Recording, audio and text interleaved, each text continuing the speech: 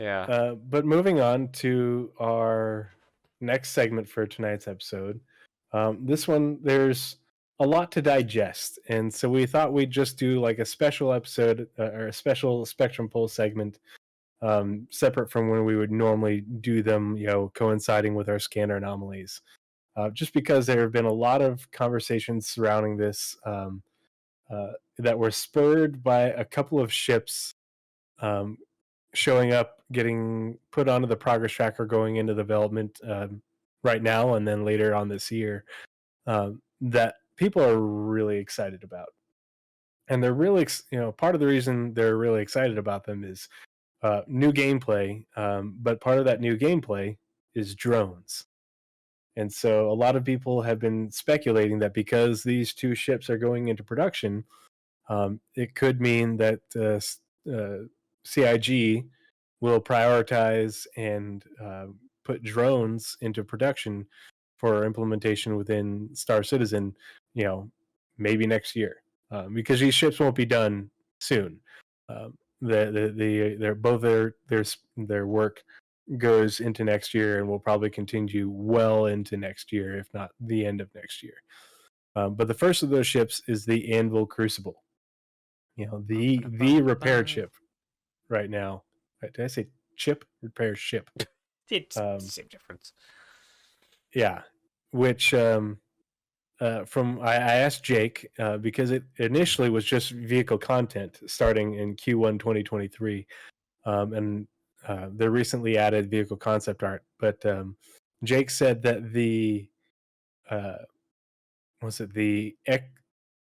I think it was the exterior had been reconcepted and they needed and they need to reconcept the interior or vice versa. Either way, it will be going through at least a partial reconcept phase to finish reconcepting work that had already started before it goes into production starting in mid-February next year. And everybody's excited for repair gameplay. Partially it's really the inverse of salvage, regardless of what you're repairing or salvaging. If you're salvaging a component from a derelict, or you're replacing or repairing a component on a damaged ship, hull scraping and hull pasting, whatever you want to call it, all that sort of stuff. Munching will end up being us printing the frame, and the structure of the ship, all those sorts of things. So it'll be really interesting to keep an eye on. But one of the ways that the Anvil Crucible does repair is via drones. And so that's why a lot of people are excited about it, because there's the cult of the Crucible in the InfoRunners Discord. So everybody in there was just going nuts. But then everybody's like, well, wait a minute. Is it going to come with its drones? Because, we'll get on to that. The next one is the RSI Apollo, which is one that, me, Space Medicus, is super excited about. I think both of us are really excited for the Apollos for different reasons. Me, because I just absolutely flippin' love RSI ships. Unfortunately, I'm also a Terran, like Terran. And so transitionalist is technically the term. If the Civil War happens, I lose RSI. Do I side with one of my favorite manufacturers, which RSI and MISC right now? You'll just have to have someone smuggle one to you. Oh, absolutely. Yeah. So I really like the there's always a way around there's always ways around all these borders and rules. Yeah.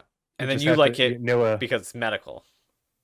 Yes, I've said before, I'll say again, in real life, I am a flight paramedic. I fly around in helicopters and take care of, the wickedly ill and injured, both civilian and army. So the RSI Apollo definitely speaks to me. So what you're saying is if I break my leg, I can fly in a helicopter? If you're in southeastern New Mexico, then yes, there's a chance. Yeah. But that's so far. Yeah. So I have to break my leg and walk all the way to California. Man. New Mexico. Yeah. Sorry, I don't know why I said California. Yeah, I used to work in California. Yeah, years ago. But the RSI Apollo is already apparently in production. Apparently, they've done whatever concept work needed to be done.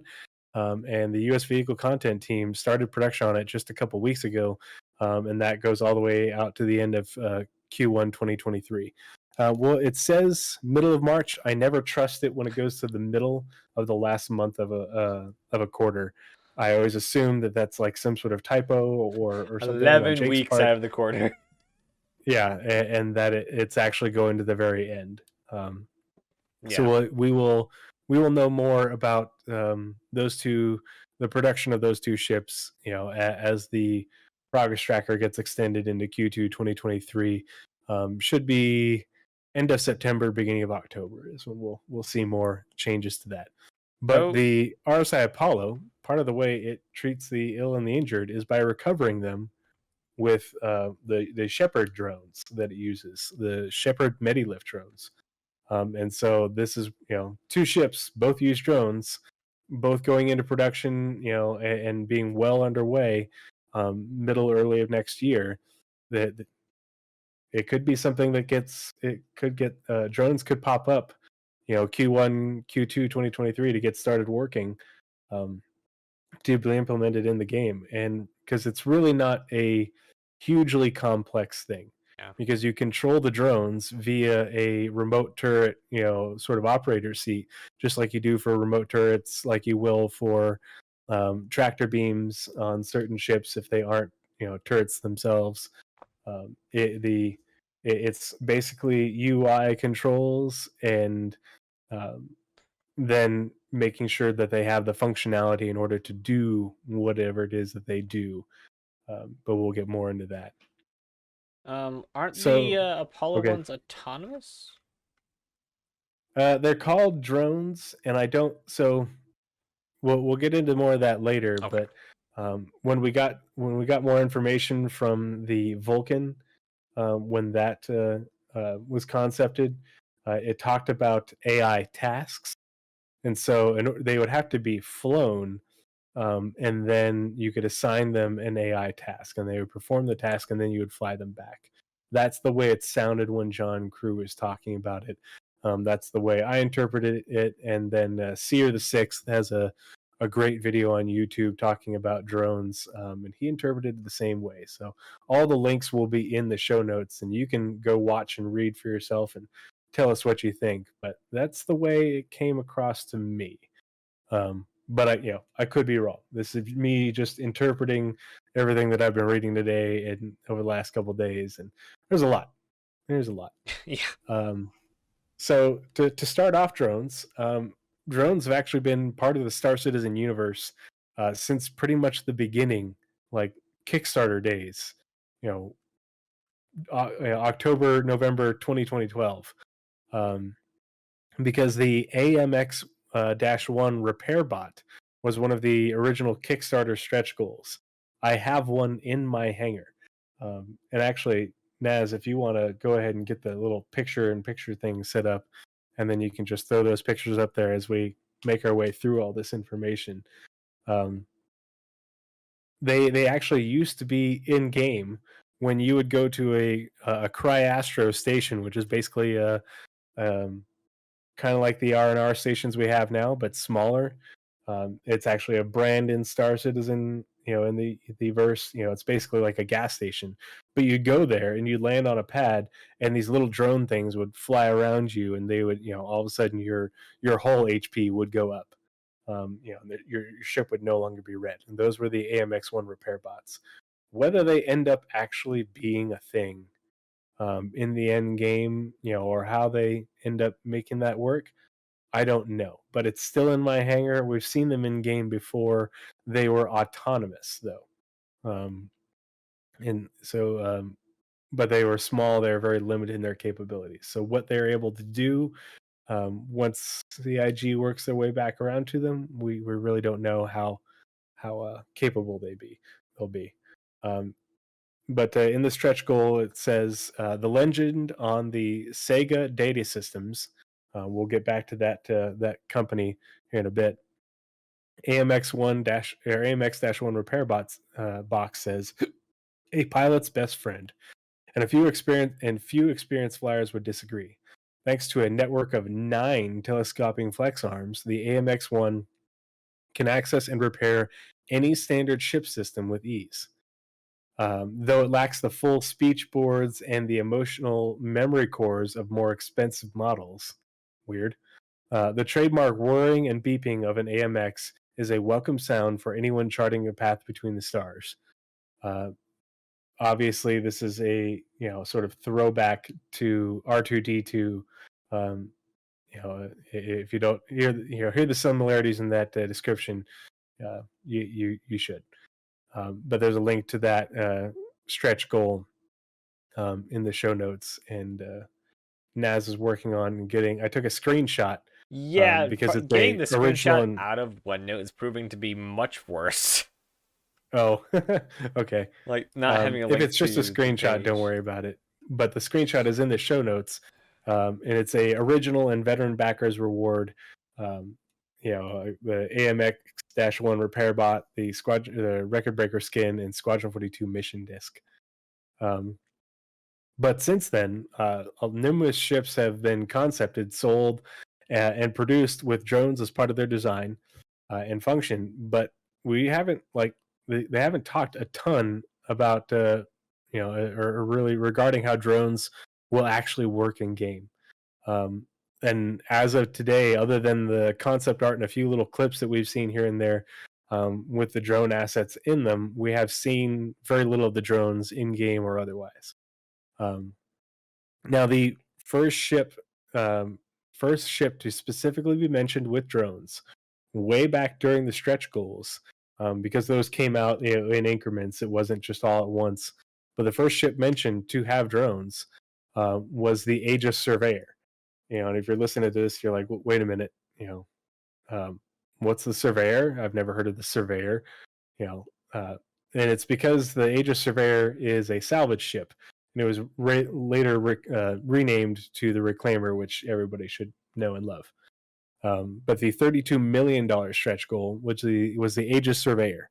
The Surveyor, and it's described as the Surveyor from noted military contractor Aegis, is an industrial quality salvage ship equipped with a reinforced cargo bay, a long-range jump drive, and launch pods for unmanned drones. The Surveyor is an ideal ship for taking advantage of deep space wrecks.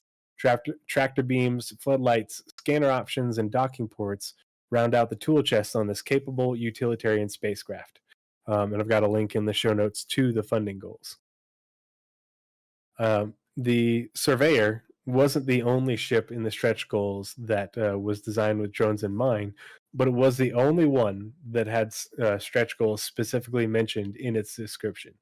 The Orion, the Carrack, and the Crucible were all stretch goals, but there in each one of their descriptions, there's no mention of drone capabilities. So out of all the ships that had stretch goals, and really the only mention throughout the entire stretch goals page of drones was in the Aegis Surveyor, which is the Reclaimer.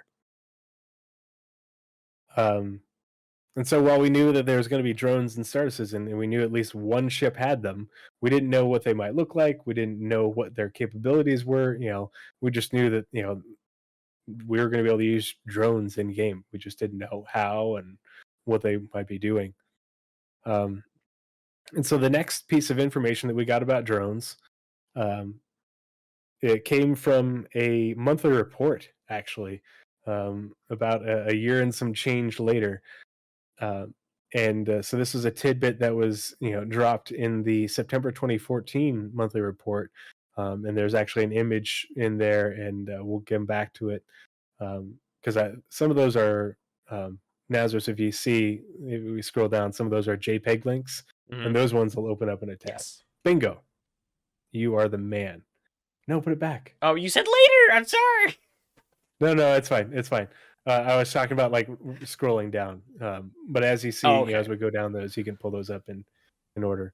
Yes. But so this is the first image that we saw of a drone, and this is a concept image that was in the monthly report, and they go about describing it. The text that goes with it is long before introducing the AMX-1 repair bot for personal craft, Sega Data Systems was known for its more industrial designs. The M3-A multifunction space drone has been in service for more than 50 years and is ideal for performing basic unmanned tasks in and around stations. While never fit with any advanced AI or communications of capability, the M3-A is perfectly capable of performing any basic assigned task. Any basic assigned task. We'll come back to that. From simple repairs to tug functions and the manipulation of heavy mining and cargo containers. So that sentence is to me speaks a lot, when tied into the other ships that have drones and where we'll be going from here.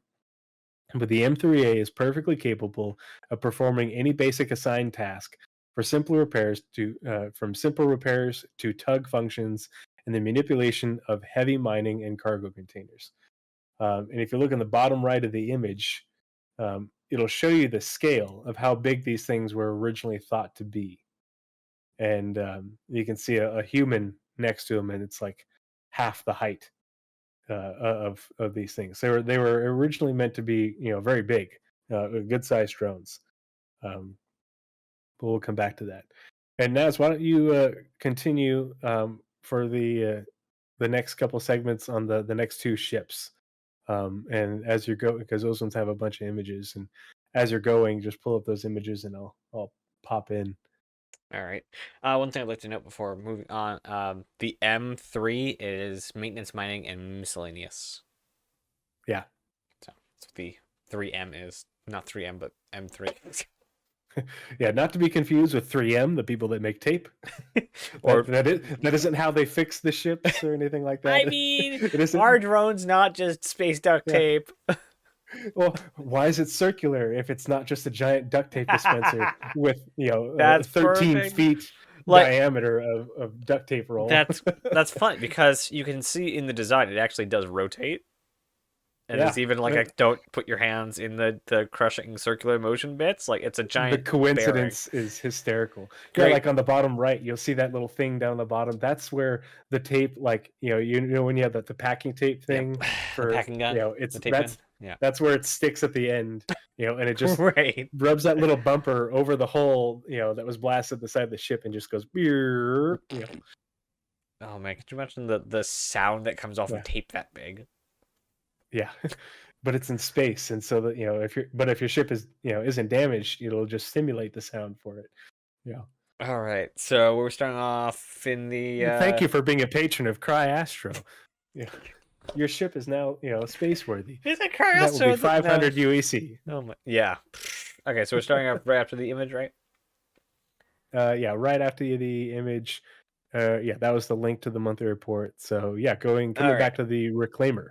All right, so following this, the Reclaimer concept sale in 2014 came with reaffirming and the new name for a massive salvage ship, as well as it being equipped with a Surveyor class drone for seeking out valuable items in distant depths.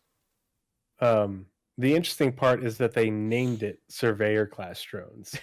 And even though we can't see, we never got images of what they look like or anything like that, or whether it uses the same drones. When we get further on, we'll get other names for other drones, and so maybe the Surveyor class is its own unique variant, but we'll get more into that.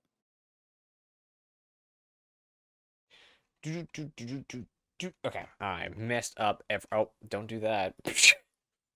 All right. Next up, we got the Carrack concept sale in November 2014. It's a really old ship. I forgot it was that old. Came out and came and went in with no mention of drones. So the original concept didn't have any drones, or didn't have any talk of drones. However, it was what? Oh, go for it. However, during the designing the Carrack video in December 2014.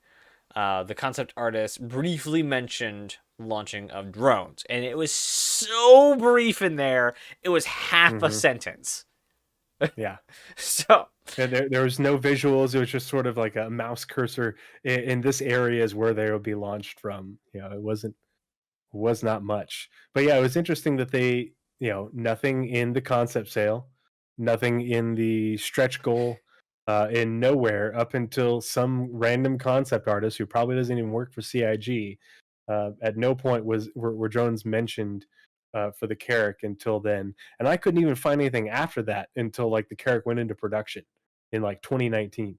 Man, like the world of Star Citizen back in the mid 2000, to mid 2010s is a wild place.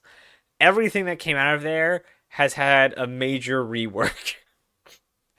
And like the artists ruled ships back then. Ruled ships. Artists ruled. Currently, they just made shit up. Yeah, they did. They just like whatever it is an artist did, that's what happened. Now it's flipped over, and designers now rule the ships, and artists do their job. Like, yes, it does make for a normalized art direction, and it doesn't allow as much creativity. That's what passion projects are for. Like, even though Star Citizen started out in that very like passion project-y area, and they were very like let loosey on all their artists to just make whatever, there's a good balance. Like every game has to find its balance, and it created a lot of problems for a lot of ships, aka the Starfarer. I'm pretty sure we covered that in a previous episode. The dumpster fire that is the Starfarer. We also have problems like the Polaris, the Banu Merchantmen, both need to be heavy reconcepted. The Bengal looks completely different now. The Retaliator almost didn't make it. The agreements to keep the Redeemer the way it looks now. The Constellation series is another terrible example of early development of this game. Like, you will never find a ship that is anything close to a Constellation now. They're all so much better. Even the Drake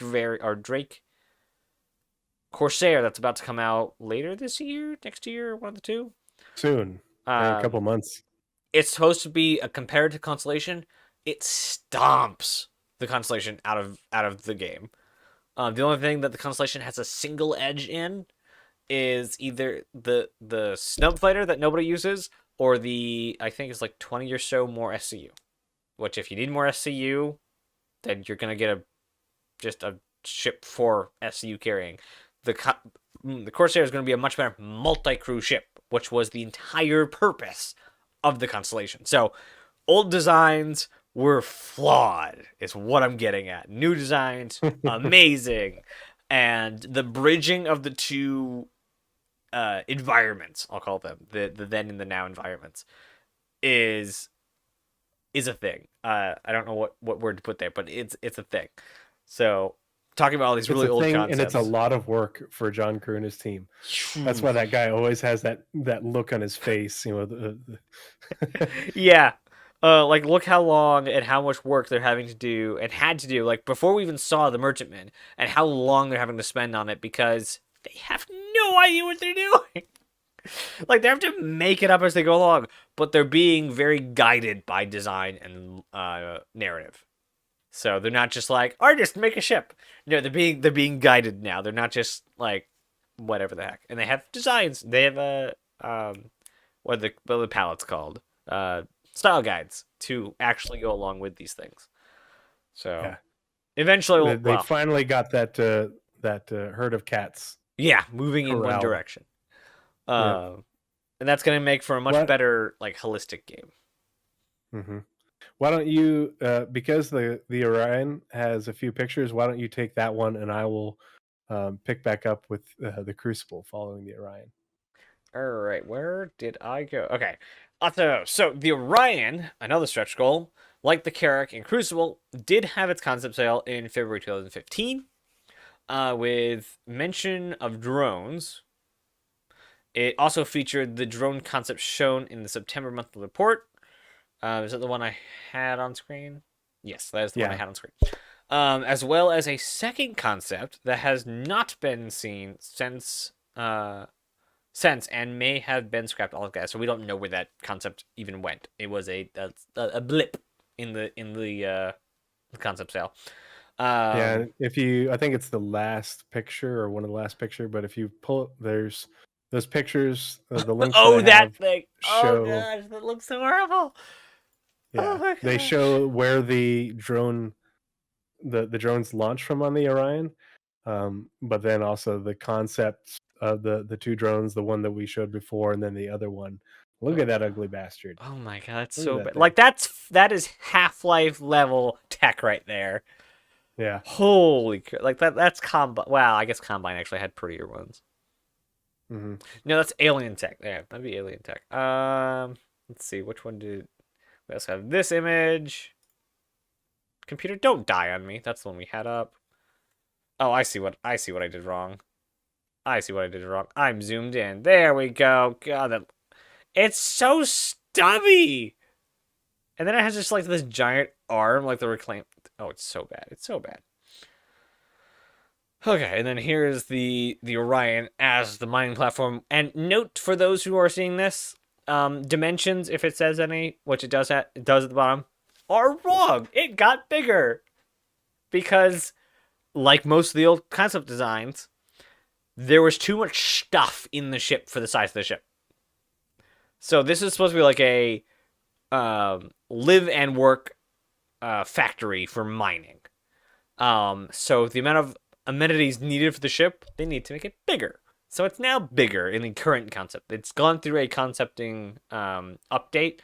There's waiting on it to now be put into full production, and it's another RSI ship. So I'm excited, and also give Orion and Aaron Halo. Okay.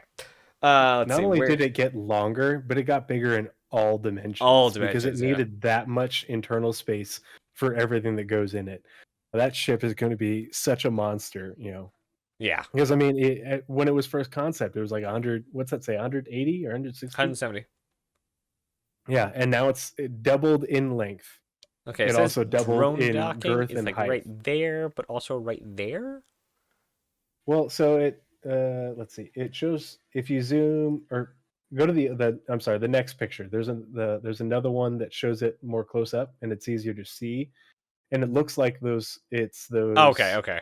patches. Oh, it's the patches on the side. Things? Okay. The numbered patches. Okay.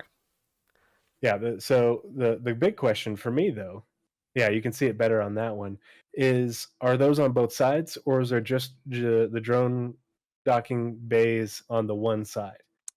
Because if there's 1 through 4 on this side, I'll look into that on the other as side? you do the next bits. Actually, yeah, I looked. I never found anything, but with how big the Orion is, I wouldn't be surprised.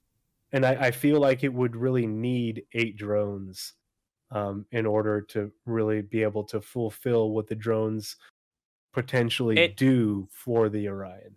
It depends. Well, not really, but so it depends on where the new concept crew is going, because it says the original was supposed to have 6 people. If these are fully autonomous and just say mining drones go find stuff or do stuff, or is it going to be you need a handler for each drone or you need a handler for a few drones?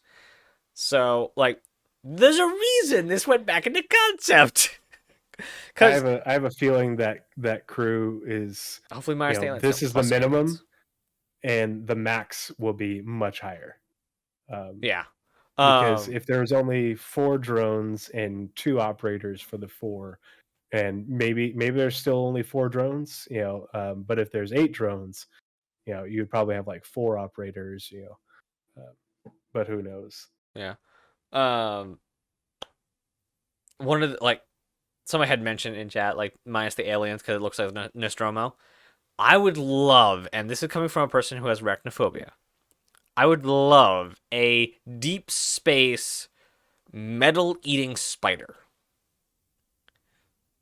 I don't know how they find a ship, but it had maybe they're sensitive to EM or something. Kind of like the little guys from Stargate. Did you ever watch Stargate? Everything Stargate. I love Stargate. Okay, remember the replicators, right? Yeah, the replicators. Yeah, also the spiders. Or are you thinking big? Well, replicators and also the spiders from the that was the movie. Lost in Space. Not the Netflix series, the movie before it. Terrifying amount of spiders. But basically, they just hide in clusters in deep space. And they will just latch onto your ship, bore into it, and just wreak havoc. And, kill all the crew. So, like, it'd be super cool if there were just, like, these fields where, like, there's a good EM level, and they just kind of exist there. Maybe they're, like, a breeding ground or a migration ground. And if somebody happens to go in there in deep space, like, this is nowhere near a space lane or a usual place for people to be. But let's say you're exploring the air in Halo and you just happen upon these spiders, or you're just exploring Pyro or one of the outer systems that isn't traveled much, and you're all alone, you're nowhere near repairs, and you just hear it all across your hull. It's like, that would be great. I want that kind of experience out of Star Citizen. And they have expressed interest into going more, narrating some more horror-esque styles with the sandbox that is Star Citizen. So that is a thing. All right. So if you would like to go on, I believe that's everything we have on the Orion currently. Yeah. The little description. Mm-hmm. So that was the only time it mentioned the drones in the Orion's description. Or it says, for advanced mining operations, the RSI Orion is second to none.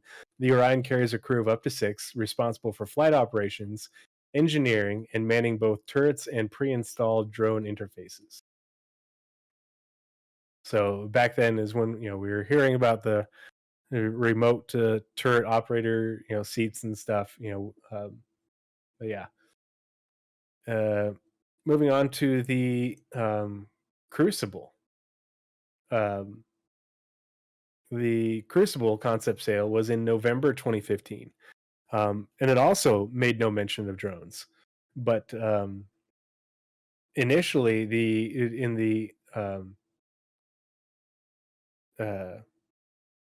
I think it was in the stretch goals, I think it was. The Crucible was talked about being able to be paired with what was called the Miller ERS, and I forget what ERS stands for. But the Miller ERS was a scaffolding system that the Crucible could attach to that would allow it to repair capital ships. And it was said in the descriptions of this ERS, and see, this is why when people say, oh, the Crucible can repair capital ships like the Bengal, it was said that it would require hundreds of these scaffolding systems and dozens of Crucibles to repair something like a Bengal. Okay, so I just looked it up. They do have the boxes on both sides on the Orion, but they are both labeled with the same amount of numbers. So it's not 1, 2, 3, 4, 5, 6, 7, 8. They are both 1, 2, 3, 4 on both sides. I mean, it might just be placeholder. I hope that they're based off what I think the drones do for the Orion. I hope that there's 8 drones. Yeah, or more. I think it's bigger. Yeah. Well, and those could just be bays with like 2 drones in them, because the like the Carrack has like 2. It holds 4 drones, but has 2 bays, so it could be like that. Yeah, even maybe it's just you have a bunch of spares. Even how they stack them in the Vulcan is like, you could just make a fat Vulcan and have twice as many drones, because you can just stack them side by side. But yeah, so the Crucible was originally supposed to be able to be paired with these scaffolding systems, and they walked back on that, and they're like, that sounds like a lot of work. It doesn't sound too feasible. And so with the when the Crucible concept sale occurred, 2 years after the and some change after the stretch goals, and it made no mention of that Miller ERS.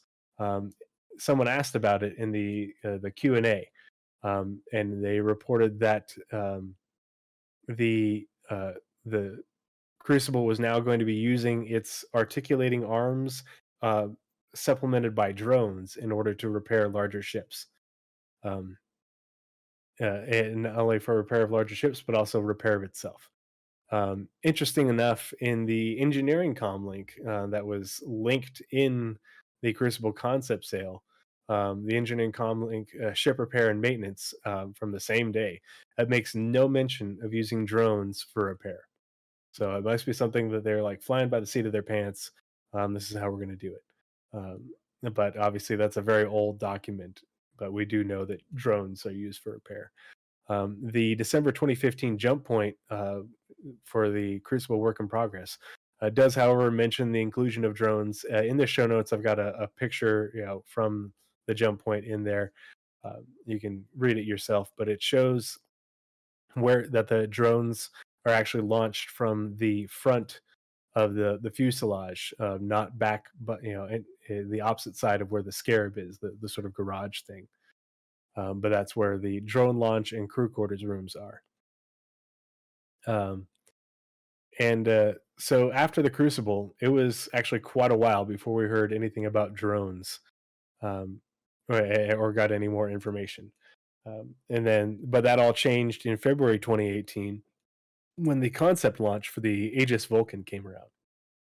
And the Vulcan comes equipped with 4 what it calls basic articulated repair drones, or BARD drones, and they're capable of refueling, repairing, and rearming ships while being controlled by players from 2 remote stations on the Crucible, the Vulcan.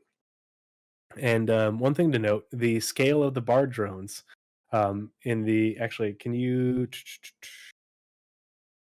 Can you pull up the cutaway image? It's the third one down from the paragraph that I'm reading. Yep. It says Aegis Vulcan exterior cutaway. I got you. So if you notice the image that he's pulling up, you'll see the scale of the BARD drones compared to the rest of the ship and the interior of the ship.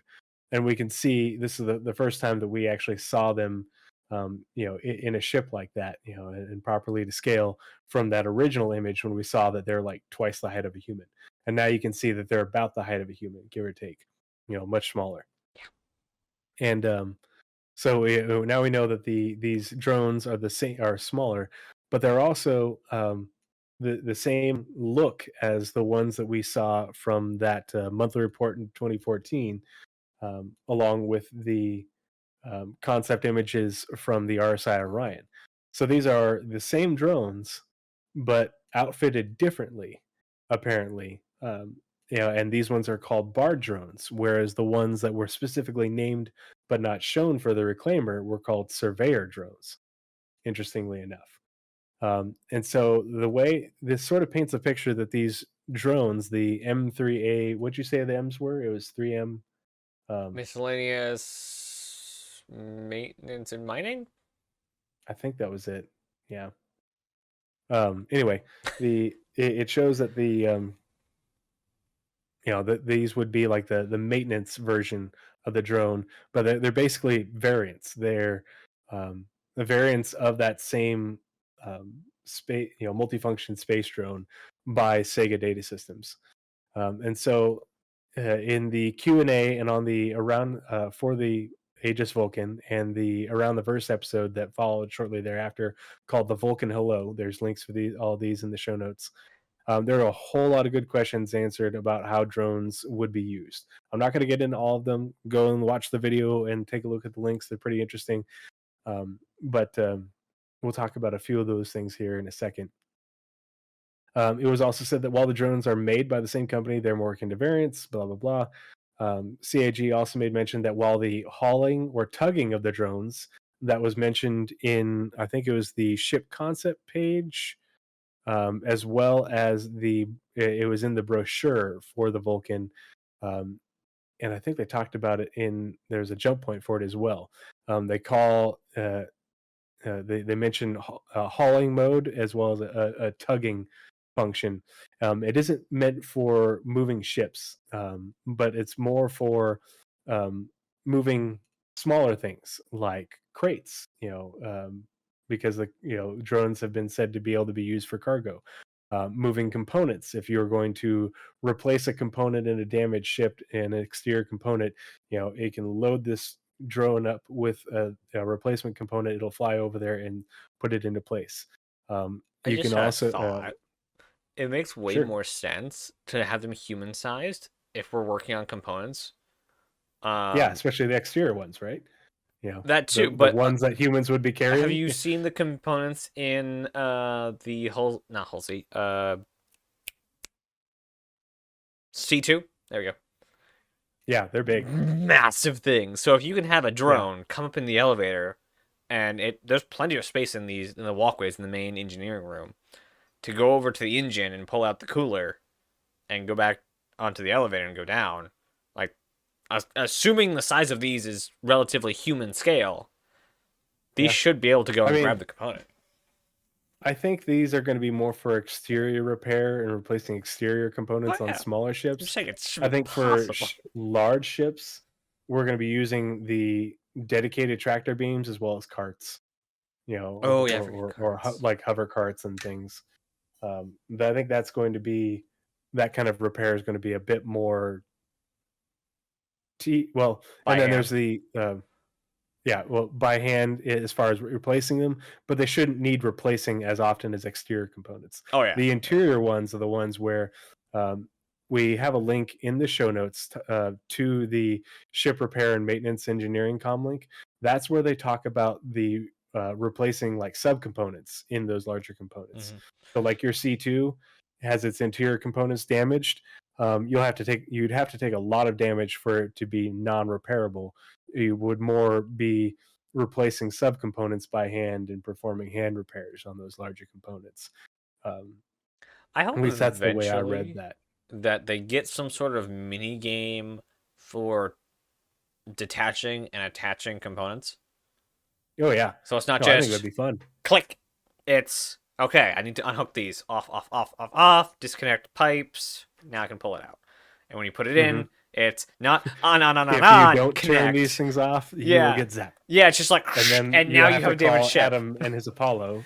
Like, I would love if there was like repair, like skill involved in repair. So it's not just rip out parts. It also salvage. Like, it's the same kind of thing.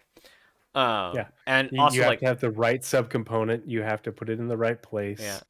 Yeah, and like the procedure some diagnostics, like putting it in and taking it out. Like, when you put it in, don't turn it on, then plug it in. Then you'll have a surge, or you have like fluids spewing out if it's cooler.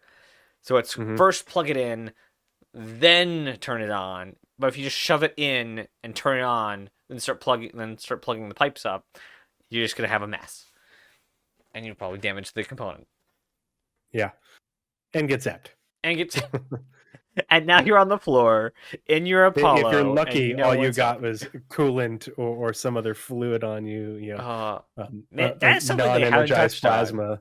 That's something they haven't touched on. Like they've done environmental shading, so snow, dirt, mud, sand. They've even done grease.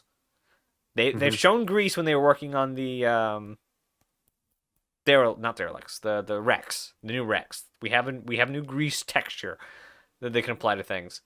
But we haven't had like dynamic messes.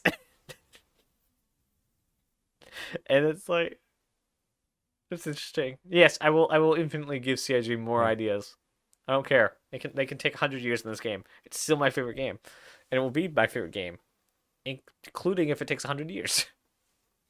But yeah, so going back to that original M3A multifunction space drone description in that monthly report from 2014, the M3A is perfectly capable of performing any basic assigned task, from simple repairs to tug functions and the manipulation of heavy mining and cargo containers. So that's what the tug part is. Those little arms, they have to grab onto whatever they're in the case of the Vulcan, the bards are supposed to have their own onboard fuel supply, so you will load them up with fuel and it will connect to the ship in order to refuel the tanks of that ship. But for repair, Either they will have to use some sort of device in order, or have different types of arms in order to do the whole reverse hull scraping repair, but also for the replacement of components, of exterior components on ships like fighters and everything. It'll pop open. It'll pop open the component hatch. It'll take out the broken and busted component. It'll fit in the new one, but it'll have to get that component from the stores of the Vulcan. So your Vulcan is really tailored towards, hey, I'm going to be supporting a wing of gladiuses or something like that. And so I want to carry multiples of these types of components to be able to, you know, um, provide the most support for the ships that I'm, taking care of, as well as rearming. So replacing munitions. It's going to take its little grabby arms, and you're gonna, it's going to carry missiles back over to your gladius or your hornet and put them, onto the wings wherever they come from. It's going to open up the the ammunition stores and put in a new box of whatever, yeah, if you have, like, say you're using ballistics, or something like that. You'll have to, if you know who you're going to be taking care of, and you have planned ahead of time, you're working with your teammates, you can use the SCU that's on board the Vulcan, to the best advantage for those barred drones. I wonder um, what kind of synergy it's gonna evolve into with how you restock the drone specifically. Like, that's the part that I think is really confusing, because we've seen the drone bay inside the Carrack, mm-hmm. um, and ostensibly that drone bay is going to be different than the one in the Vulcan, or the one in other ships, because of the function is different. And we'll get to that here in a minute as we get further on. Yeah. But the somehow the Bard has to be able to, it has to be outfitted for whatever you're taking you're going to be sending it out to do. How it does that when it's internally loaded in the ship, I don't know. Yeah. Um, yeah. I wonder. The Terrible way of another doing it thing. would be just What? when you open your UI, there's a drone tab, and you can just Mhm. drag stuff over to the drone. That's the cheap way of doing it. I say that's I would be totally fine with the drone bay on the Vulcan is less visible, and you can see through a window, you can see the drones in there. You can tell that there's like um a little passageway going from the drones to the cargo bay or something like that. And you know um you have to, like on the Vulture, there's that little Mm-hmm. place Yeah. where the salvage pops out in like a Cube. 1/8 Yeah. SCU box or cube or whatever. Well, what if there was a small box, or compartment where you could load up, hey, here's where here's a crate full of missiles, here's a crate full of ammunition.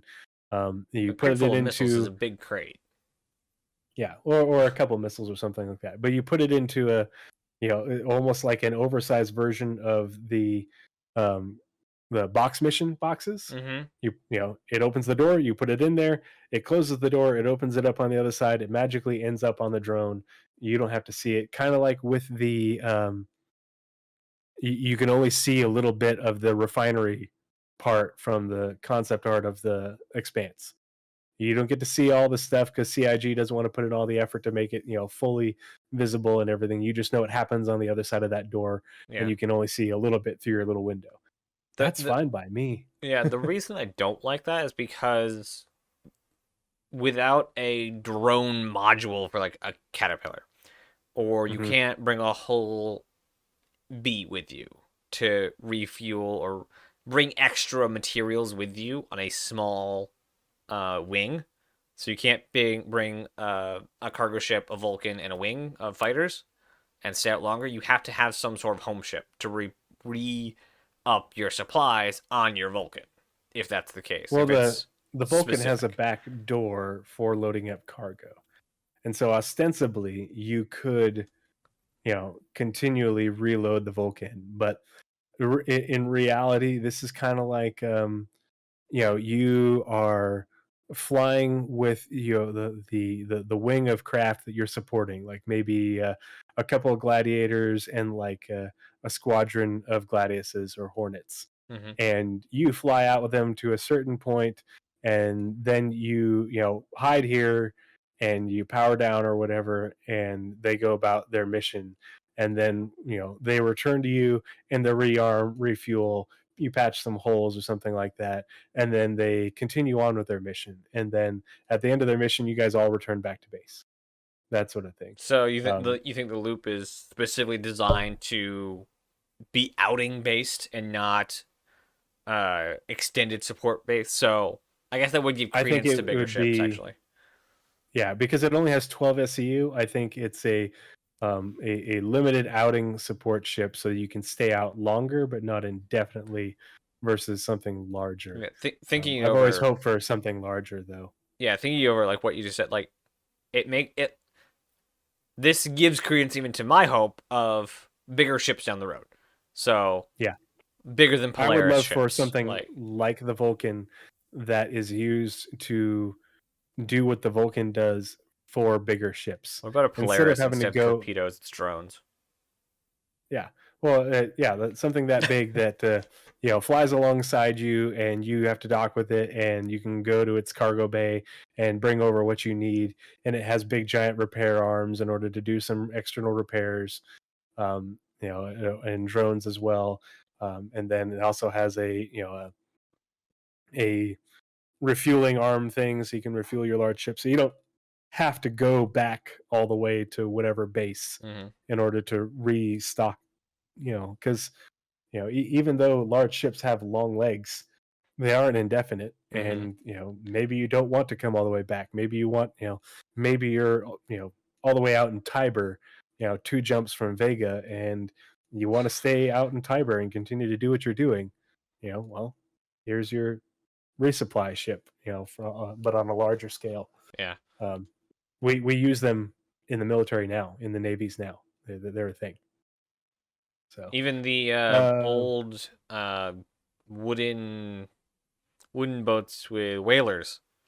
The yeah. song "The Wellerman" is a song all about that resupply ship, Hmm. and the psychologist apparently that accompanied them. Another thing to mention is when John Crew, and I think this was in the Vulcan Hello. There's the Vulcan Hello, and then there's a Reverse the Verse episode about the Vulcan as well. Um, so the way he described how drones would be operated, and this is going to come back to what we were talking about a few minutes ago. He made it sound like the drones have to be piloted. You have to fly the drone, but once the drone gets to where it needs to be, the task itself is automated. So, um, you have to, get your drone configured for whatever you're going to do. It's going to carry out some missiles or some ammo or, repair goo or whatever. And then you fly it to the ship that you need it to service.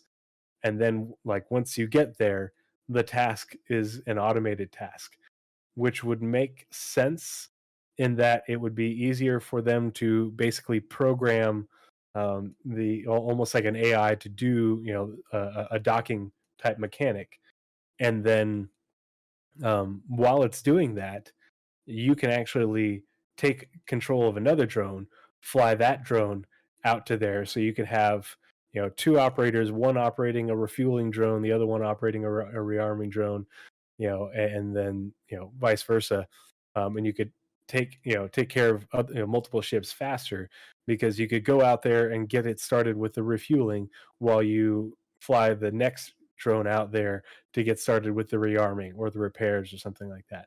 Once it's done refueling, it'll just sit there and you have to fly it back. But that's the way it was described. Is it super realistic or immersive? Like, how come these drones can't fly themselves? I don't know, but it's because they want it to be a more involved process versus just an automated thing. And also They want, the tech it would take to do the in between is a lot more than it's worth. Instead of having, like, imagine you're in a turret, right? You can uh select the target, right? And even in automated things, once you select the target, then the automated turret will do its job. So the only difference with this drone, assuming what we have is correct, is you're just flying to the target and then telling it to do job on target. So you're just taking out that need for the R&D and work to go into from the inside the ship saying that's the target, go do X mission. You're flying to the target and saying do X mission. Yeah. It requires a bit more input on the player side. It's partly a balance thing as well. And it requires coordination, between the pilot and the drone operators. But it's when people it gives you more flexibility in that, having 4 drones and 2 operators and a pilot means that you can service more ships more quickly, or you can just fly it with a single pilot and and that pilot's an operator. It gives you more flexibility, to go from, just servicing one ship at a time, with one person operating the Vulcan to, servicing multiple ships much more quickly with 2 operators and a pilot. But that's the player agency aspect of it. Yeah. This is making me super excited for a Carrick Hive edition with not Carrick. A what? Caterpillar Hive edition.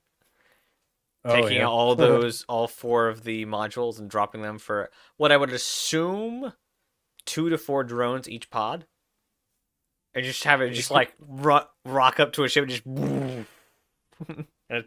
I think that's 4 drones is probably pretty reasonable given how big those pods are.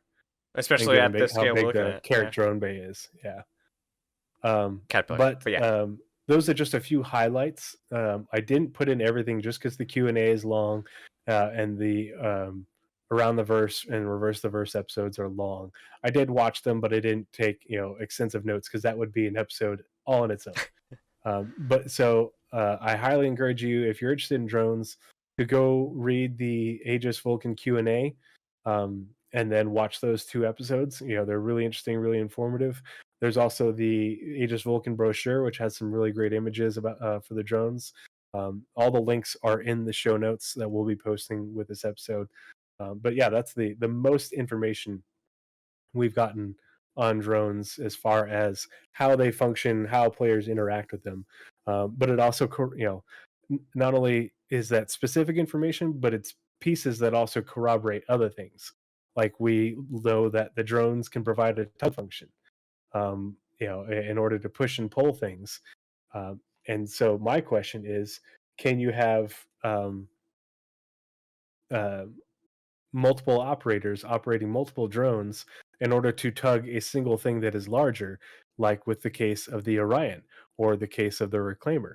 Hey, we don't want to fire up the Orion's engines and move it, a few hundred meters over here or something like that, or a few thousand meters over here. We're going to send out the drones in order to go grab onto this asteroid and push it back over closer to our mining lasers. We're going to grab this hunk of salvage that came off of this destroyed ship over here, and we're going to bring it over to the maw of the Reclaimer.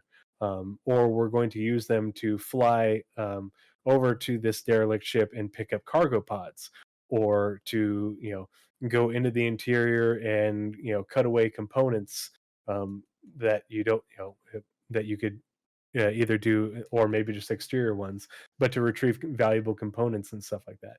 You can easily see that the way that the drones work with the way pilots operate them and how the tugging hauling function works, that it leaves them makes them very utilitarian for the uses of the other ships that we haven't heard much about what they use drones for. But it also makes them very valuable to those ships, at least in my opinion. And sorry, Naz, do you have anything to add on that? Other than like this first episode about drones, and I'm sure that we'll have more, not full episodes, not full stories, but we'll have sit reps for it. So this is mostly like to get everyone up to speed of where we currently are, and as we hear more questions, as we get questions either live or otherwise, through various places we collect questions, Discord, YouTube comments, other Discords, we will do updates and do references back to this episode. Mm-hmm.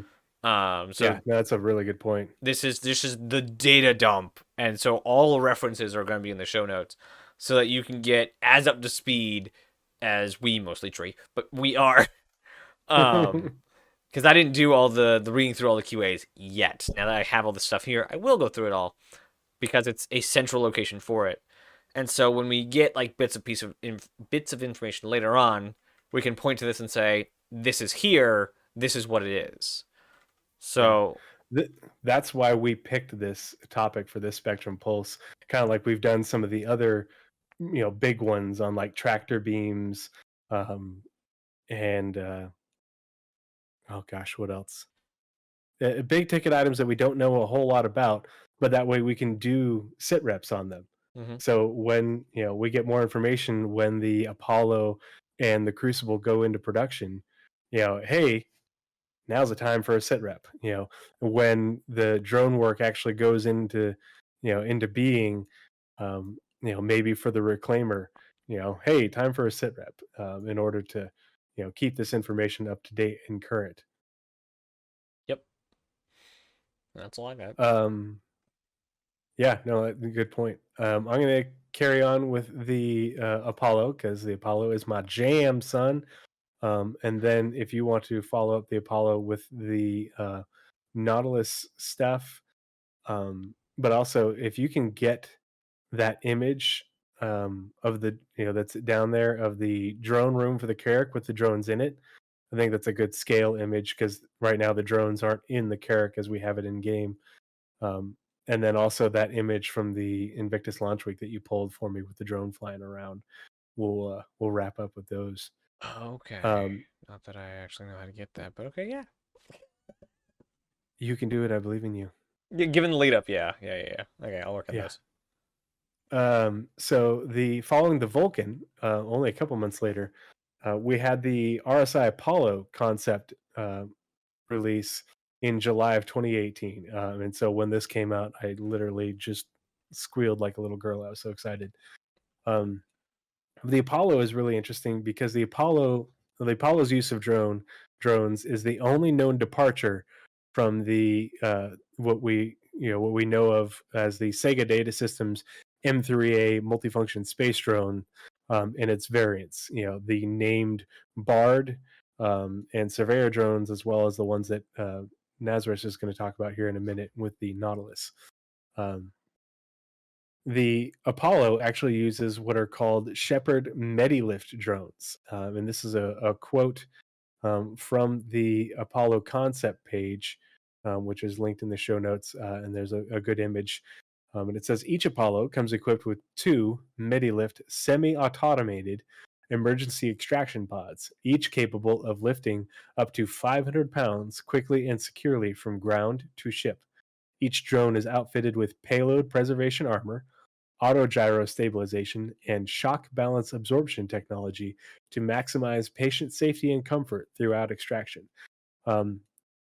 So it says semi-autonomous. To me, that means that these are going to operate like the Bard. Start.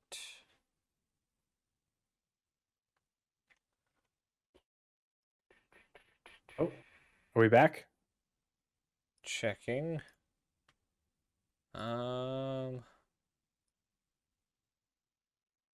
Stream finished. It looks like we're back. I'm watching us on stream. Yes, we should be back. Twitch.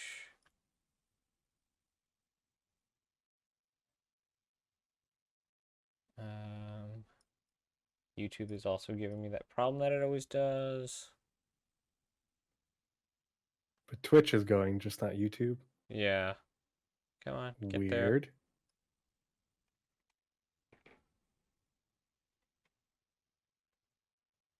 there. Get your software and go live. Well, I did. Go.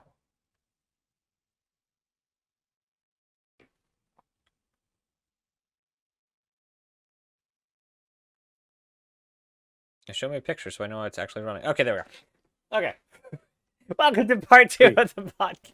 Gosh, okay. Okay, so what had happened was I was looking at these images, right? And I'm on the SC Tools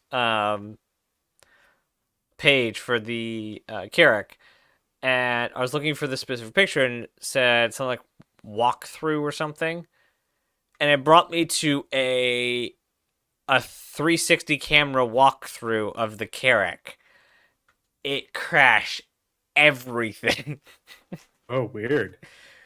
Like the entire computer just went super slow. Chrome almost died. OBS crashed so hard it wouldn't close. Hi everyone, we're back. Okay, well, now that we are back, another thing to note from about the MediLift drones, and this is from the brochure for the Apollo, and it says this is one of the images, and it has a little caption: "Safe extraction, MediLift drone support, new for $29.48."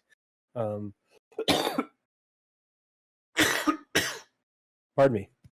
Our patented Shepherd MediLift extraction drones are changing the face of rescue operations throughout and beyond the UEE. Utilizing a cutting-edge combination of thruster and tractor beam tech, each MediLift pod safely delivers patients to the ship when landing is an option. So if you've ever seen these drones, what they do is they land over a downed player, and they use tractor beams in order to stabilize the player in between the walls of the drone, and then the thrusters allow it to fly back to the Apollo. And so I'm assuming with the semi-autonomous part that they're going to be operated much like the drones that we heard about from the Vulcan and that are used elsewhere, and that you fly them, you assign them a task, you fly them there, they complete the task, you fly them back. But yeah. And Nazeris, and the links for the comm link for the Apollo concept sale, as well as the Q&A, are both in the show notes. And Nazeris, last and not least, go and take it away with the Nautilus. And if you are able to find those images, my computer's not happy. While you're talking about the Nautilus, I will put those images in Discord. I got them both. I got them now. Oh, you got them? Yeah. Okay. My computer's just not happy about what happened. Why did you hurt me? Yeah, that's basically where we're at. Where did that... There's the timestamp. Okay. Okay. Got both images. So what I should have done in the first place for these images is just Google searched it. Stop trying to go through it in a sensible librarian way. Just Google search it. It's a slide from CitizenCon. I didn't think to just all slides from CitizenCon are just... I'm tired, okay? I'm tired. That is my excuse. All right. Gosh dang. All right. So we were picking up right after the Apollo. Last but not least. Okay. So the Aegis, Aragus, however you want to pronounce it or improperly, Nautilus, which is secretly one of my favorite Aegis ships, even though I hate most Aegis ships. It is the only Aegis ship that I really like, other than the Gladius. I don't know how. It is a newer design, but it was also used in the Cold Cold War. Yeah, the one that we have is the newest version or flight. A lot of the older ships. Okay, so it's the final re-up that we have. Yeah, we have the latest variant, but it's been used for hundreds of years. The Nautilus is actually an old design, but we have the newest one. Because it looks really shiny. Yeah, well, and it was updated, and as part of this new flight, I guess, for the militia mobilization initiative. Same initiative that brought us the Polaris. So I'm happy. That would explain why I like both ships. Mm-hmm. All right. Yeah, I own one. I don't know why. It's just it has this certain industrial shine to it, kind of like the Pioneer. Well armored, and I love that it has the interior is very struts in open space. Mm-hmm. So I don't know. It's good. Anyway, getting back to the topic. Space Dorito. Space Dorito. The other Space Dorito. It's the other Cool Space Ranch Dorito. version. Yeah, Cool Ranch versus Nacho, or the spicy Nacho that is the torpedoes. Yep. I like it. All right.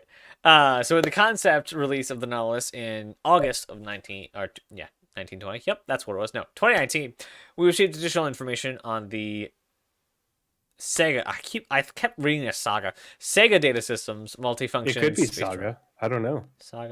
Saga would be. I mean, that's how that's pronounced. I kept on saying Sega, but you're probably right. Whatever way. I don't. There's got to be some actual way of pronouncing that properly. Anyway, the Sega Saga Data System multifunction space drones were indeed configured as variants for more specific tasks. For the Nautilus is equipped with a single, says single in the brochure. Comlink says drones, plural. So, yeah, it's probably somewhere in some miscommunication within the internal notes. Nemo drone. Neutralize and employ mine ordnance and space mines are on the progress tracker. The brochure also has a neat bit of information confirming that a mine retrieval device must be present and functional aboard all armed mine-laying craft, per the Militia Mobilization Initiative. Basically, if you put them out there, you better be able to pick them up, because I think that part was, yeah. There's in the paragraph that I pulled that from, there's more information about, like, there's actually a lore about why they put that in there, because a bunch of ships got damaged flying through minefields that were undocumented from, like, the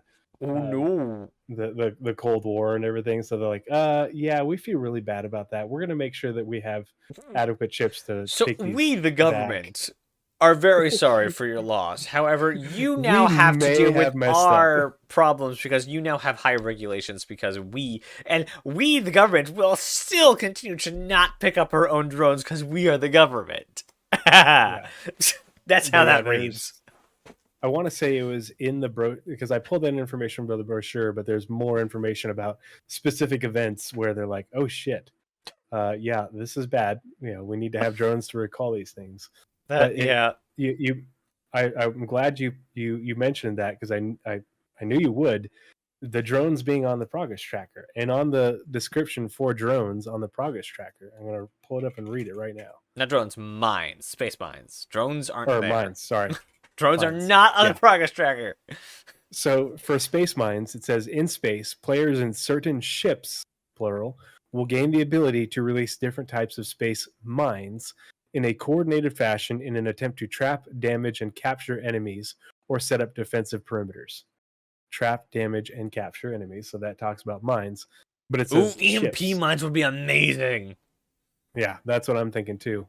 But it says ships. So there's definitely going to be other ships that employ mines. Also, if there's other ships that employ mines. The Nautilus is also not on the progress tracker, so keep that in mind. So maybe they'll do a smaller mine laying ship. But if there's another ship that employs mines, it has to have a way to recover them. Yeah. Will it use drones? Will it use something else? One of the mine concepts we had, those little probes that we put out on some of the missions? Yeah. It was that kind of size. So there might be, like, you can take a Cutlass, load it up with space mines, and deploy them manually, EVA style? I don't know. Could be. It just says you need to have a drone. You need to have a drone to pick a mine a mine retrieval device. Doesn't specify drone, just says mine retrieval device. But what tractor that device beams work as well. It could be tractor beams. It could be crane arms. It could be other drones. It will just have to. Whoop. So what we do to make sure that we don't run into mines is duct tape some way to the front of our ship with a little gray cat tractor beam, and just moves them out of the way as we. Yeah. the Drake way. Yeah. Tangent. Please go on, sir. I mean, this is the tangent episode about drones. So this is where we get all of our information out. The Nautilus is equipped, this is another quote, with the Sega Saga data system, tailor-made Nemo drones, neutralize and employ mine ordnance, which are specifically designed to safely identify, deactivate, and collect all mines compatible with the Nautilus platform. Which means there are mines not compatible that this drone has no idea what to do with. Yay. But the identify word is very interesting. Deactivate, sure. Which means you can also interact with it from the drone. Yeah. So, drone-specific radar, interacting specifically with drones. It's interesting that it says identify. Or, yeah. I imagine... Does that mean you're like, hey, I think that there's mines out here. We're scanning for them. We're not sure exactly where they are. Let's fly the drones out. The drones will identify the individual mines, find them against the blackness of space, and then you fly up to them, assign task, deactivate, pull back, or reactivate, reorient, that sort of thing. Back when they started looking at reworking the radar, they mentioned that you will get task-specific radars, which will be superior in certain tasks. Like if you're getting a mining scanner, you're trying to find ore. You're not really worried about ships around you. So it will be specifically tailored to find more, better, longer range rocks. But it will really be hampered in everything else. So I assume this Nemo is a mine-specific radar that is really good at finding mines. Terrible at everything else. Like, literally doesn't do anything else. Yeah, that makes sense. And basically, so once you do your pulse, you can say, oh, there's all the mines. And it pings them. Instead of getting that, like, fuzzy bubble, it will, like, ping, those are mines for you. So you can go fly to one and tell it to do a thing. That seems logical to me. Like, just straight what it seems to say. Scanning, rework coming soon. Nazeris, I'm going to drop a file in our Discord real quick for you to pull up. Is it the black and white image? This one. You say this one. I haven't seen it yet. Okay. Open original. The Widow Nemo drone. But this is actually so the Nemo drones. I don't have a front view from that black back in because I literally clipped that from the brochure. But the Nemo drones, you can see that they. I can put it in. Q&A. Will it let me? I think I got it. I'm on the concept page. Oh man, I forgot how the drones are so cool looking. Yeah. Not drones, mines. Sorry.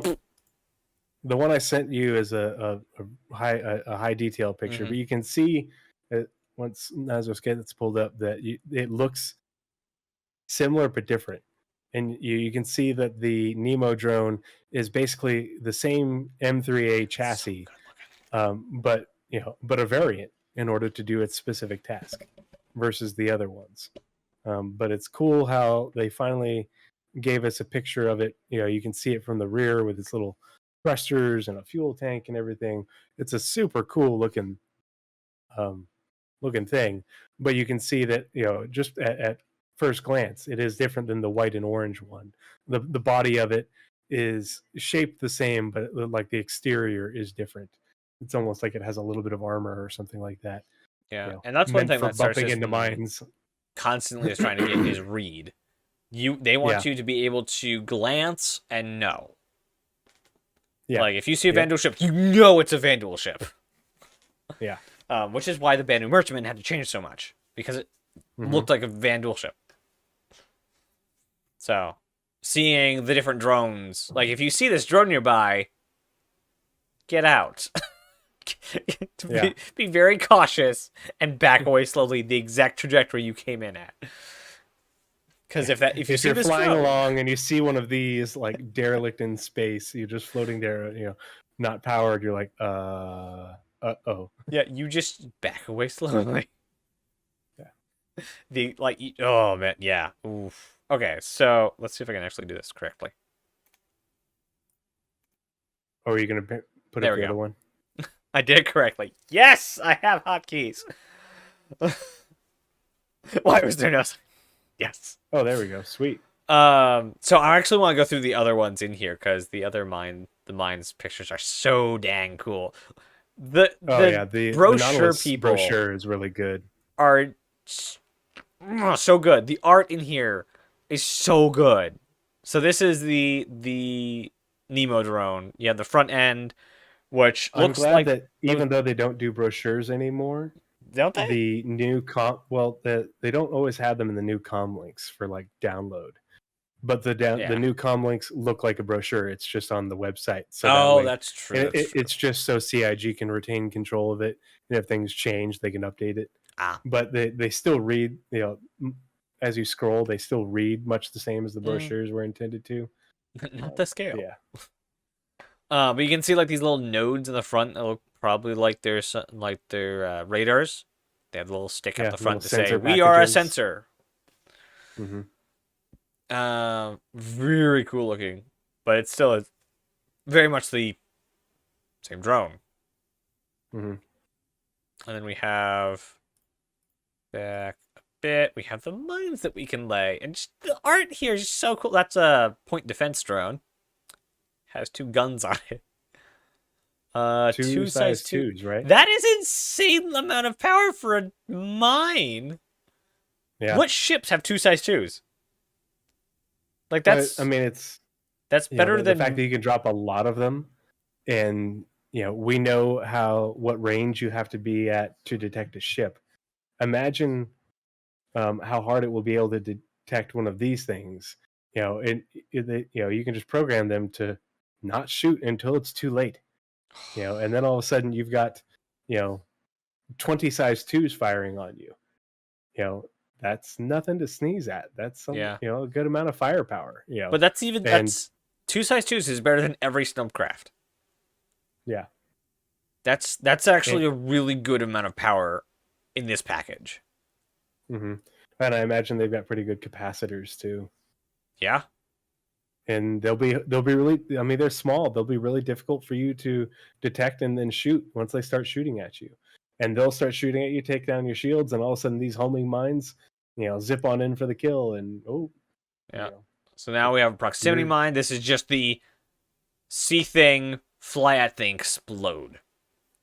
Yeah.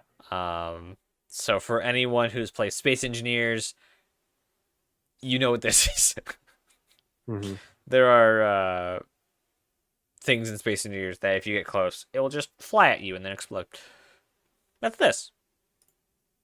There was a third one. I didn't see where it went. No, there's only the 2 types of mines for right now. Oh, that's right, because it was the 2 types of mines and the drone. Okay. Yep. Oh, so really cool stuff here. I can do this. Nice little tangent. Yes. These mines are fun. I can't wait for the Nautilus.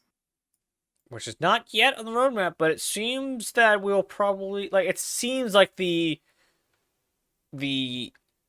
things around it are getting done, so it should get done sooner rather than later. I would hope that I'm going to cross my fingers that it goes into production along with drones. Okay. But we'll just have to wait and see, because the Crucible is probably going to be a lot of work. Uh-oh. Hi, Toofy. My cat, being a cat.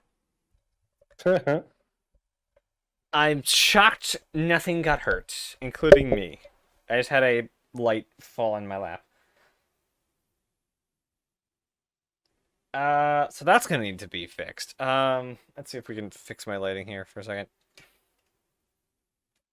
Well, here, while you're working on that, I will wrap up the Nautilus bit. The last thing that's interesting coming from the Nautilus was a question in the Q&A. Again, linked in the show notes. And the question was, are drone bays like the one in the Nautilus universal? For example, can they equip repair, refuel drones? And likewise, can other drone carrying ships like the Vulcan and Carrack equip Nemo drones? And the answer is the Nautilus can equip and use drones from the Vulcan and Carrack because the mounting system's the same. The drones are essentially, variants of the same from on the same chassis, but lacks the equipment to repair or refit them for their specified roles. Similarly, the Vulcan and Carrack can equip Nemo drones, but don't have the means to store mines, so they would have to disable them and leave them behind. Now, the interesting part is it says the Nautilus can equip and reuse drones from the Vulcan and Carrack, but lacks the equipment to repair or refit them for their specified roles. We know what the specified role is for the Vulcan: repair, refuel, and rearm. The Carrack is an explorer. We don't know what the specified role is for the Carrack's drones, nor have the Carrack's drones or the Orion's drones been specifically named, like the Bard for the Vulcan, the Surveyor for the Reclaimer, and the Nemo for the Nautilus. I'm assuming that when those drones get made, they'll be specifically named and they'll have more specific tasks. I imagine that the ones for mining and salvaging will, do a lot of pushing and pulling, maybe have little cutting lasers, that sort of things, or potentially even be able to deploy like mining usables in order to make it improve the Orion's mining ability somehow. Who knows what they'll come up with.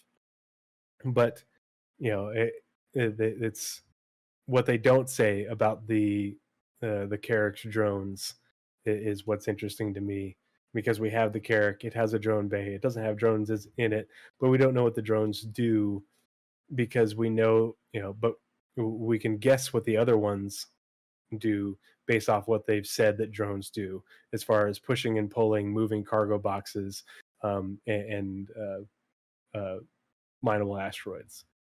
We know it can do those things, or at least that's what CIG has said.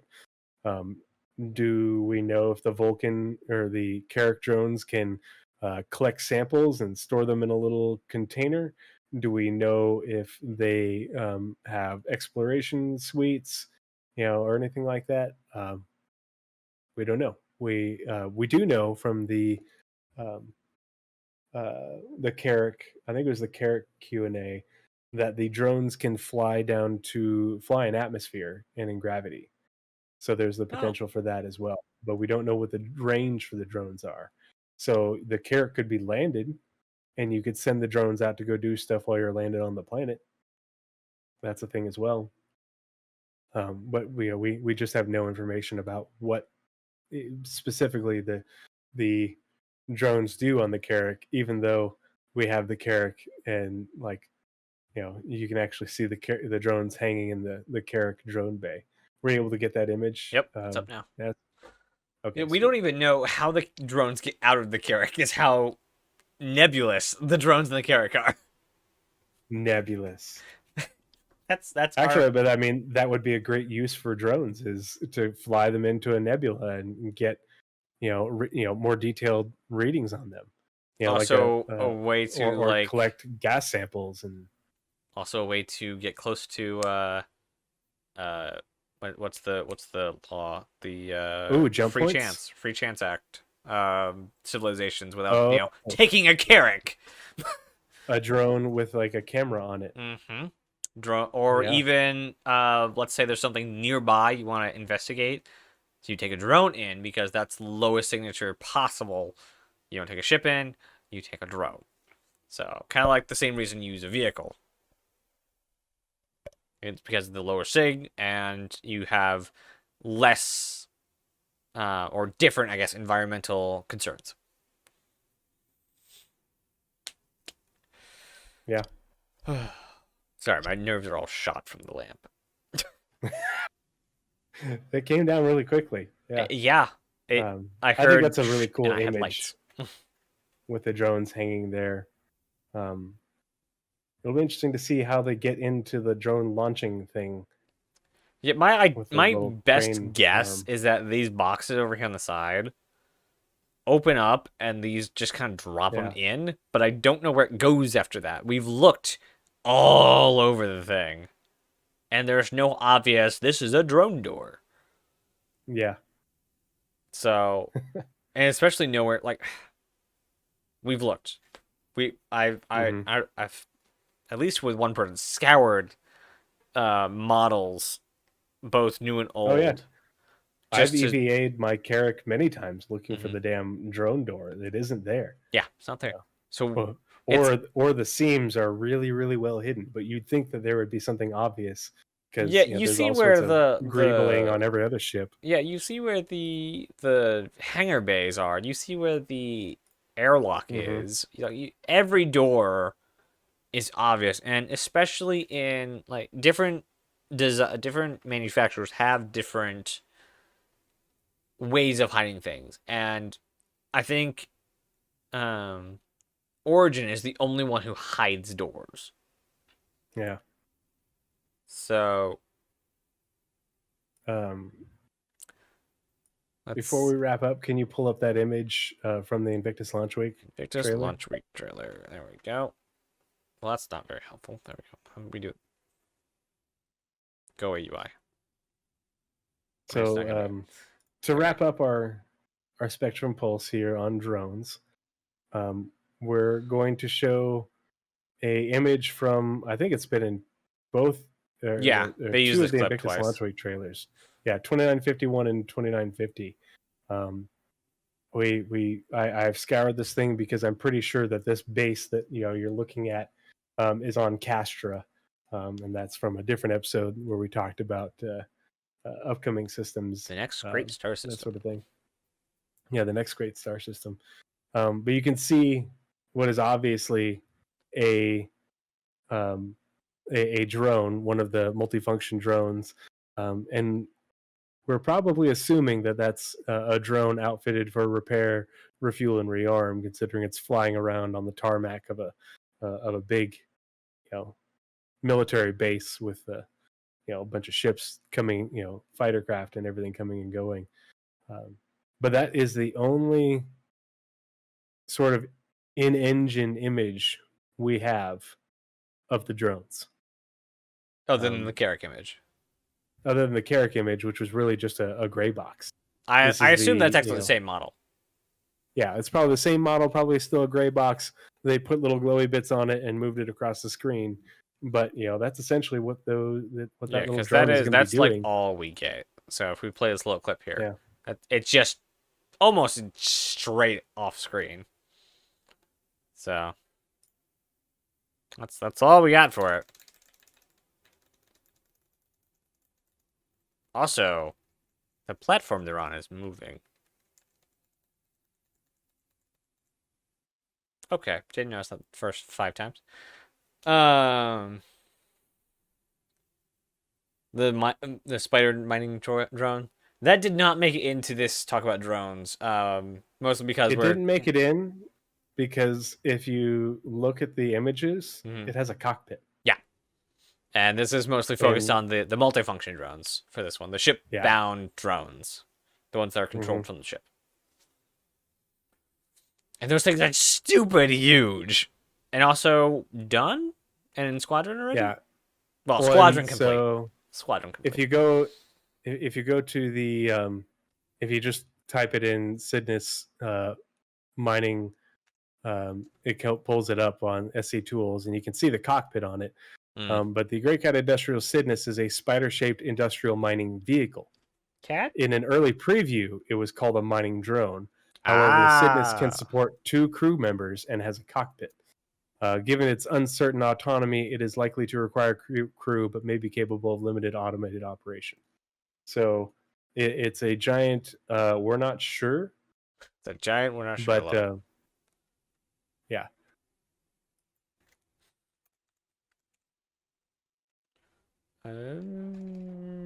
Did they take it off the roadmap? I don't know. No, there it is. Okay. Yeah, but when they did the original concept imagery, it was a droid. It was automated. But when it actually went into production. When you see it, you can actually see clips of it in engine. I forget when that was. Stomping about. It actually has a cockpit. You can see the images of it with a cockpit. So as here's a far as I couple know, of it is no longer oddities. a droid. Here's a whole tangent of oddities that I just found. So the Sidnus mining droid, as what's called in Progress Tracker, has SQ-42 art and vehicle content. No downstream teams. Like no effects or audio or anything like that. None of that. I also re-found out the PTV Gold Standard only got concept art. No actionable update. Huh. Okay, small tangent over. Yeah, it's interesting that they call it a droid in the Progress Tracker. In other places, they say it's manned. You can see I'd have to go back and look for it, but there's a clip in like an Around the Verse or something like that shows it walking around in engine, and there's a cockpit and stuff. So it's hard to know. It's definitely not an M3A. Yeah, we know that. Yeah, that's bottom line. And it is also only on the Progress Tracker. It's also Squadron 42 only. I don't think I would be. I'll be surprised if we ever have it as players, because it's meant to be utilized in conjunction with a mining station. I think that might come with the eventual power creep. Yeah, I mean it could be. We just know that it operates out of that station. Like we talked about it in the monthly report. With scenes in Squadron 42 where and you can see it in what video was it that showed it coming back into that station and landing in that hangar. Yeah, it's a huge mining platform. It's like several kilometers long. Talk about the Shubin or the yeah. I didn't even know the Discord command still worked. I had no idea the Discord command worked. Good job. The Shubin, and there's the unnamed. That SC Tools has a Shubin that is definitely not Shubin. Because Shubin, Archon Shubin, is the one in the vertical slice. In the visual trailer, there's another station that's in much lower orbit. And it's armored. I think the one from the vertical slice was scrapped. No, and updated to look like the new one. It's not. I should probably do that in here. Prove it. Okay. Apparently we have our segment for next week. I'm doing Shubin. You've got your scanner anomaly. No, I obsessed for like 2 or 3 days. Like I need to see what station this is, and everyone says that new station is Shubin or Archon. Archon is still the exact same thing that it was originally. This is the teaser, but I will prove it next week. I will show you that Archon is still this massive industrial platform that we have seen since before 2016. It just looks a whole lot better now. And there's another station in the Squadron trailers that has nothing to do with Shubin. Well, they're both big mining stations. I think they're both Shubin. I think if anything, Archon is a specific Shubin station. Yes, the design language says it's not Shubin. Because they both have the big giant sticky outy laser arms pointing straight down and mining rocks. The difference with the other one is it has these weird like light traces out from it. Mm-hmm. So we'll see what I can come up with for actually explaining that station next week. So we'll teaser for next week. I look forward to it. Yeah. No, you got me riled up now. No, if it is 2, I would prefer it if it's 2 because that means more locations. Versus, hey, they worked really hard on this one and then scrapped it and updated it to look like the new one. Yeah, and it's just one. we more locations, more better, especially because they'll probably both still be there. Post Squadron 42 in Odin. Mm-hmm. I'm very convinced. Not very convinced. I am optimistically convinced that there's more than just Odin in Squadron. Oh yeah, everyone's like, no, we have to get Odin. Odin's next. Odin's in Squadron. They're already done with it. I'm pretty sure there's more than just Odin. Vega happens, people. There's Vega in Squadron. I'm not gonna spoil it, but I will. Yes, there is. That is the one piece of information that they've never tried to hide, is the attack on Vega. Yeah. So that is part of the Star Citizen lore, is the attack on Vega. They had lore posts about it, so that's not spoilers. That's public information. So I don't have any problem saying, Vega happens. And in the trailer, he's walking on Vega. So there's more than just one system. I wish people would stop saying, oh, my internet's decided to go to crap now. Great. Yep, okay. But yes, yeah. Can you tell I'm tired? Can you? Yeah, apparently I get very excitable. I'm tired. Which is probably why a lot of people make crap posts when they're late at night. Yeah, so my internet keeps dropping to 0 kilobits a second. My computer needs to restart. All right, what else we got? Is that a wrap? That is a wrap. All right, that is it. We have droned on about drones for. We really did. We really did. As I was going through these notes and everything, I was like, "Oh yeah, this is going to be a tangent. This is going to be a tangent. This is going to be a tangent." And we did. Good planning. You and I have been doing this enough and long with certain things. And so I just knew, but I was like, oh, and that fits. We'll just drone on about drones. And it's a good thing the roadmap is so small. Yep. This time. Gosh dang it. My internet is just absolutely done. My internet's done. Okay. So thank you everyone for coming. I don't know if you can hear this because my internet is that bad. I have lots of work in front of me to actually get these out. Because now we actually have 2 episodes, or 2 clips that we can actually put out, and I haven't had that in a long time, almost a month now. These will be posted. So the full version is the only version that goes up on pod or audio form, and then the clips, the full version and the 2 clips will be up on YouTube. I will actually take down the 2 streams and put it back up as a full video. I was planning to just leave the 1 stream up, but we crashed in the middle. So that's gonna be more work for me. Yay. And I didn't start recording because it was gonna be up there anyway. I should have recorded, but we would have crashed anyway. Today was hard. Hopefully. Remind you. Whoops. No, I knew, and even if you had reminded me, OBS still crashed, so it wouldn't have mattered. I would still have to download it. So I have to download 2 videos. I have to cut them together. So all I can hope is by the end of the week, because I have, I think, 6 hours of free time in the next 2 days. And I imagine a lot of that will be going to sleep because of how much work I've been doing the past few days. Literally, I took the odds. I took a nap today. That hurts. What? Yeah, your audio keeps cutting out, bud. Yeah, my internet keeps going to 0. Oh no. Yeah, we're having that problem again.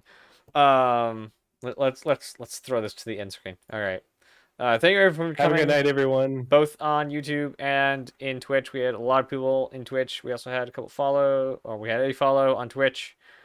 Lots of people joining, discussing things. Thank you, everyone. We're crashing. It's fine.